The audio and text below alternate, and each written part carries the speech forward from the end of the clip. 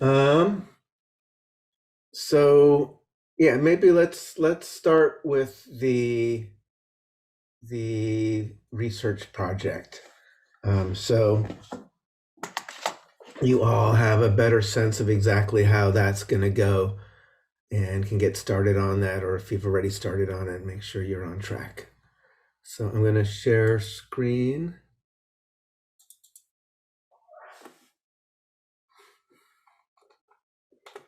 And if we go down to remote, so here we are. So this Silverthorne PowerPoint, this is just all of the Silverthorne PowerPoints for the things that we're doing now.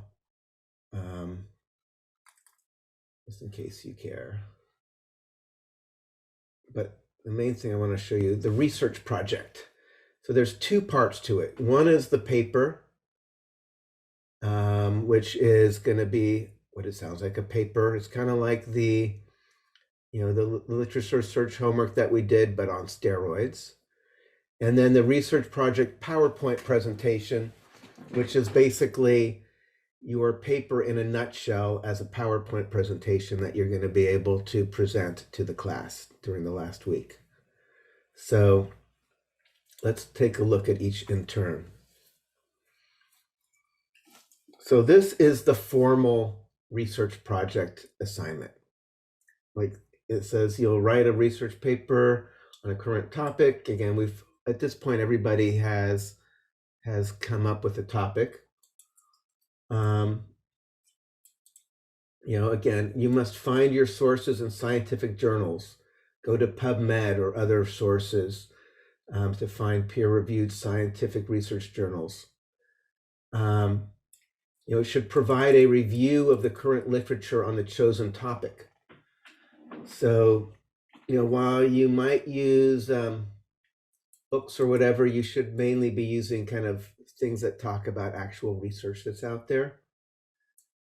In order to provide a review of the literature on a current topic, it's going to be important to make sure your topic isn't too broad, because then it's going to be impossible. You're going to end up writing like a book, which is not what this is supposed to be. But if it's too narrow, then there's not enough to talk about.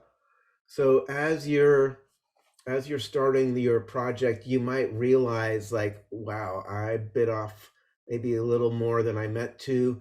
Maybe I'm going to focus this a little bit, because if I just stay in this kind of narrower part, I'm going to have plenty to talk about. Or it might be like, oh, it's like this is kind of thin here. Maybe I should add in a little bit. But we'll get to the rubric in a few moments. But part of the rubric, the grading, is kind of being choosing. In fact, let's just get there in this rubric here. Topic focus. It's probably, you can't read this. Let me try to zoom in here.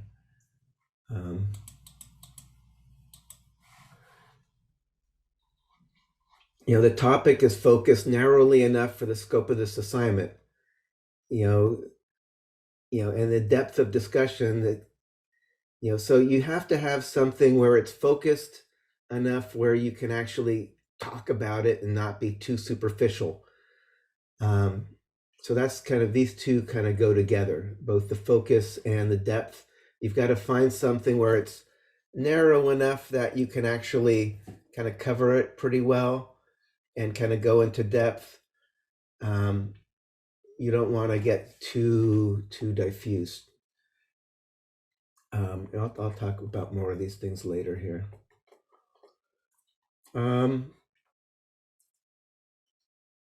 It should include an introductory section that clearly defines your topic and sets out the scope of your paper, kind of like an objective, or so to speak. Like, it is important that you don't just kind of meander. You should have a mission with this paper. This is what I am going to be talking about. And then the paper should talk about it. Should also have a section called literature cited, and should only include papers specifically mentioned in your paper. Kind of like the red wine assignment, right? It's not a bibliography. It's a list of references that you use in the um, body of your paper. Ultimately, you should cite a minimum of 8 journal articles. This is a lower bound. Like if you don't have at least 8, it's totally not okay. Most people are going to have more than that. Like Gesundheit, Raina. um, when Thank you. when when we look at the rubric, the rubric has these different levels of like, is this barely adequate or is this like solid, right? Eight eight supporting articles is minimum. Just kind of putting that out there. And they need to be reputable. And in general, web content can be used to support things, but should never be a main reference source. Like that should never be one of these 8 things. If there's some reason, like, especially if you're talking about like what's out there and what people believe, using some web thing might be a useful thing to add in, but you never want to, in the web is very ephemeral. Any web page that you click on today, like 10 years from now, you click on it, probably doesn't exist anymore. Like, I don't know if you've ever gone like your old bookmarks and like start, oh, well, I remember that bookmark. And it's like, oh crap, that's gone. Right. So the web is not, and anybody can put anything on the web. I could easily make a website saying that, dolphins actually go meow and cats go, and like, everybody else are crazy. And it's just a secret everyone's been trying to keep from you, and it's a conspiracy, that, and I can put that out there and no one's going to stop me, and then other people are going to read it and believe it or something. So what else? Harvard referencing system. That's the same thing that we use. That's part of the reason we did the red wine assignment. It was just so you kind of get in the mood of what that feels like. It's those inline references with the author and the year. And then at the end, the literature cited, you have the more complete reference. And again, similar to the red wine, don't use the exact wording. In this kind of a scientific paper, you do not typically use direct quotes. You kind of paraphrase things and integrate the ideas. This is different in other kinds of research, like in kind of history or English. It might make sense to do more direct quotes, but in the scientific writing, you tend to not. And this I mentioned, the assignment should be done individually or in pairs. If you're in pairs, in addition to the paper, you have to have a document kind of showing how each person contributed, so we know that it wasn't just one person riding somebody else's coattails. And this only is going to be relevant. I think there's like one group that's doing this. Helpful information, things that will make you lose points, not using scientific journals, like using some silly website or something. Cherry picking your references. Like, you should review what is known. Like if you have a particular story you're trying to tell and only use the research that supports the story that you're trying to tell, and you totally ignore the stuff that is contrary, or then that's not good. Part of this is like, what is the current thinking about it, positive and negative, good and bad. And most of the time there's debate, or most of the time people aren't exactly sure. People have different opinions, kind of like the red wine. It's like, in general, it seems like, those antioxidants are helpful, but are they really that helpful? And are they actually helpful compared to like, the alcohol, like potential dangers and blah, you want to tell the whole story. Don't, that it's, and that's also different than like in other kinds of writing. Often you are trying to support a position. I had taken like a debate kind of class where this is my position and I'm trying to argue my position and convince you of something. This isn't supposed to be that. This is supposed to be, let's just see what's out there and report on the state of the world. So the grading rubric, I put, this is actually, I didn't come up with all this. This was like adapted from this dude, actually, I don't even know if it's a guy or a woman, S. Whalen. So just to give S. Whalen credit, but I liked it. Kind of gives you an idea of things to think about, like how should I approach it? And again, integration of knowledge.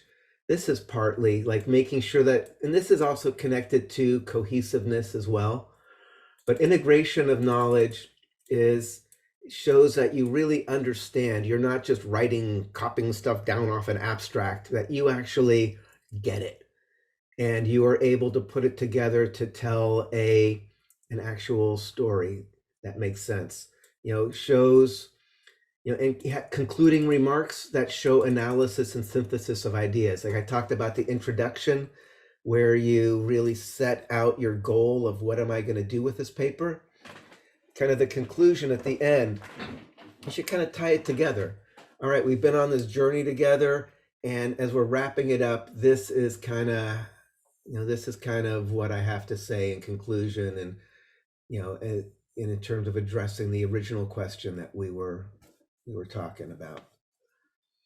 And then it kind of goes down.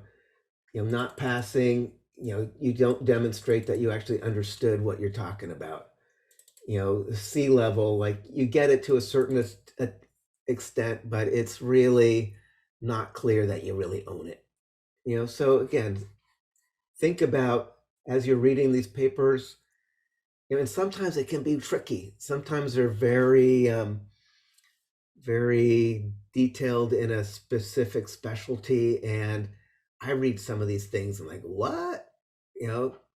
So be aware that can happen. Sometimes you can do a little more research and find out what's going on. Sometimes you might realize, you can ask me, I can answer stuff, or maybe a particular paper, if it's really just weird and doesn't make sense to you, just don't use it.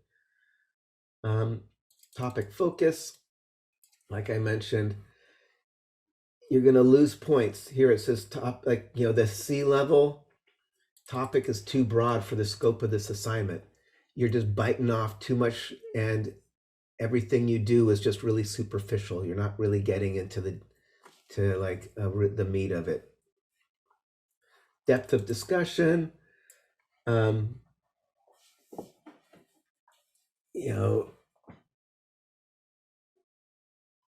else? Cohesiveness. This is something I really would like you to, tying things together. I mean, and the more you actually understand, again, cohesiveness and integration of knowledge are also really connected. But it means that you're putting things together that are all supporting each other and connecting them in a way that, oh yeah, this all feels like a nice paper rather than a bunch of random stuff they threw together that's kind of related by some topic. Spelling and grammar, you will get graded off for bad grammar. Like if I have trouble reading this or making sense, or I have to guess what I think you're trying to say with this, it's gonna be a problem. There is the online writing center.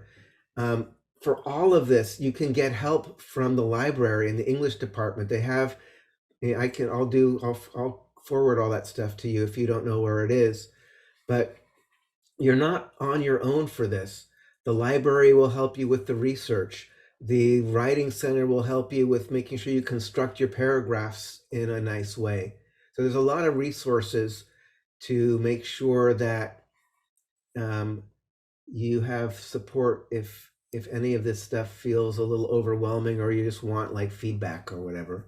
And I'm also happy to give you feedback as you start writing drafts. I'm happy to look things over and let you know how it's looking.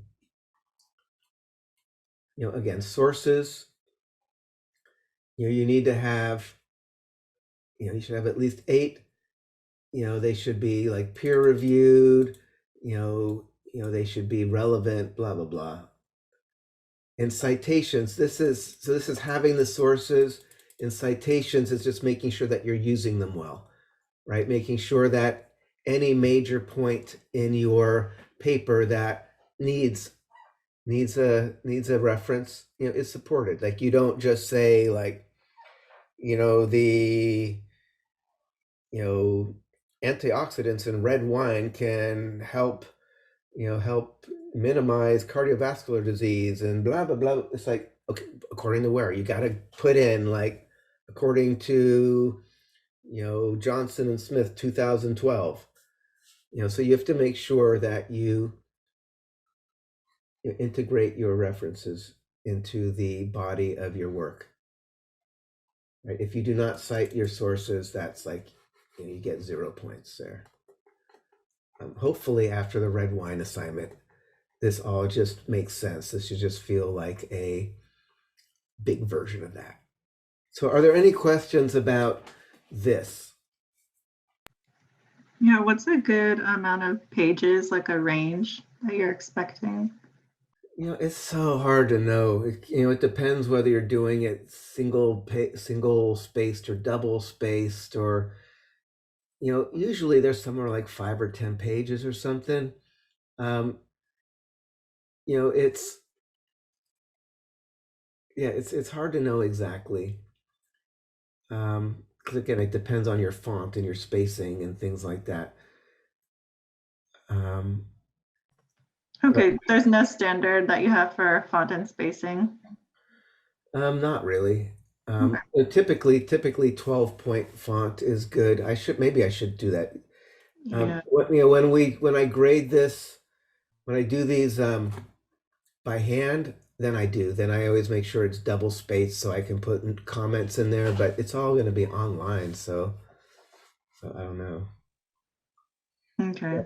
I guess it would kind of be case by case basis. I'm wondering if like 15 pages double spaced. I just don't want to write too much, but I guess if it's all relevant, Right. it's. I mean, I would say kind of, it usually kind of, you kind of figure it out as you go.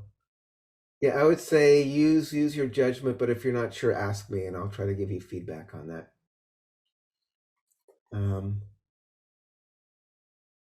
Yeah, I'd say they usually end up being somewhere around 5 to 10 pages or something. It's kind of ballpark. If it's like, it's really like in 2 or 3 pages, it's kind of hard to really cover something in enough depth. 15 pages is sounding like a little too ambitious, for what I'm expecting of you guys to do. So I know I'm not giving you a perfect answer, but just at least it's kind of giving you some sense. All right, so this is the first part, and this is, I think it's worth 50 points.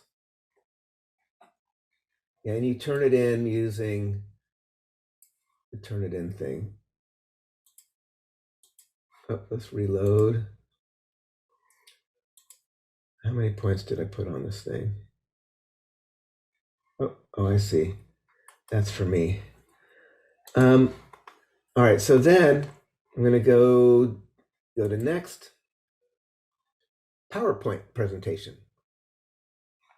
In addition to writing your paper, you will also create a 10, this I do give you 10 slides, PowerPoint presentation, that summarizes your findings that other students will be able to view and comment on.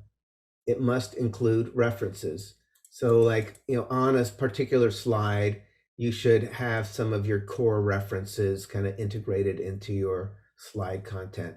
So, people can see how what you're saying is connected to the scientific literature. This is going to be submitted as a PowerPoint file, and at the end of the semester, we will be able to present these to each other. So you'll turn in the actual PowerPoint presentation. And then hopefully last time we got through about half of them when we ran out of time. So I'm going to try to hook this up so we can make it through all of them for everybody. Actually, hold on, let me see. I think I have some I wanted to show you. Give me 1 second here.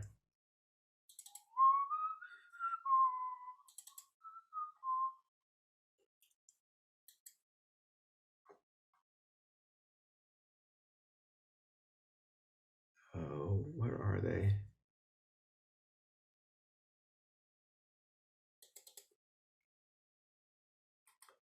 Um,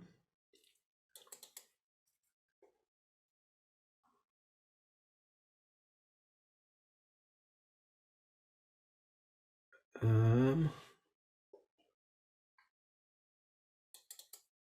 oh, here I have a whole bunch. Just to give you a sense of what these things might look like.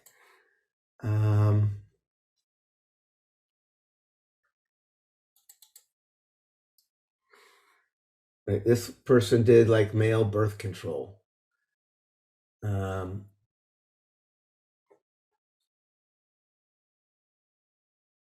So it can, and this one does not have the things in there, but you can kind of get a sense. Oh, here, so she put her references at the end, although it's often good to have the references kind of where they're more relevant. But so it's just kind of in a nutshell. What are the main points? Make it kind of interesting so your subjects aren't bored.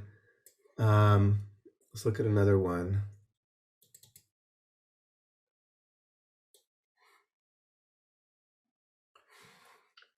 Alcohol and cardiac health. And she kind of goes, and again, this one here, she is including like the references alongside, and having, graphs from some of the papers that are useful, and just kind of, again, what is her main point and kind of putting it together. Like, where's some other ones?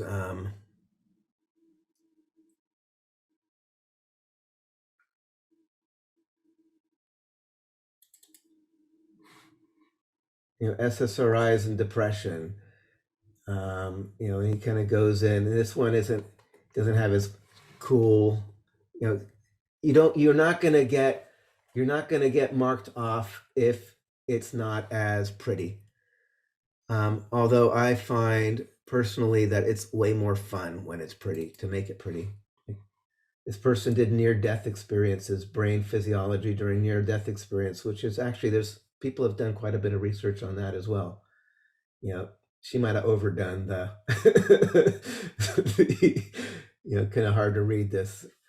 So maybe find some place in between breast milk and developing immune system. So again, this kind of just gives you a sense on what these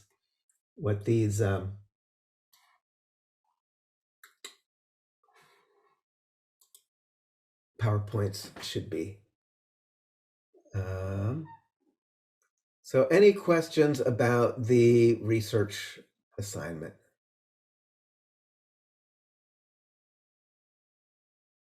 Right. And as you're looking and finding papers, I've said this once, but I'm going to say again, if there is any paper that you would like the full PDF of, just ask me. Shoot me an email. I'll get it to you within a day. Again, through my library access, I can get PDFs of anything. And a lot of times when you're on PubMed and you want the PDF, it'll say, "Oh, it costs you $30," which is kind of, don't do that. So if you need, a lot of times just the abstract will have enough information for you, but for some of the really core papers, especially the review papers, it might be really helpful to read the whole thing, or have the whole thing. And so again, just ask me and I'll get that for you. Okay, and I would also say when is it due?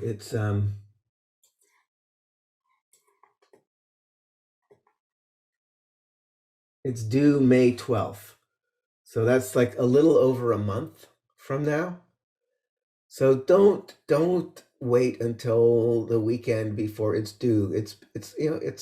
It'll be kind of fun, I think, if you work on it a bit at a time. Find some references, have them lying around, start putting them in, writing it up, and then, oh, let's see, oh, I can actually rearrange this, put this together so it flows better. Um, and then it can actually, I think, be kind of fun. And a lot of times people are looking at things they're genuinely interested in, and that also makes it really cool. Like I know for me, I actually often appreciate when I have to study something I was actually really interested in anyway, and I just too busy to actually put the time into it. But now I have to because it's required for some reason or another. But actually, secretly kind of nice that it's required because now I can prioritize it above other things. So hopefully you're having fun with it as well as doing an assignment for a class.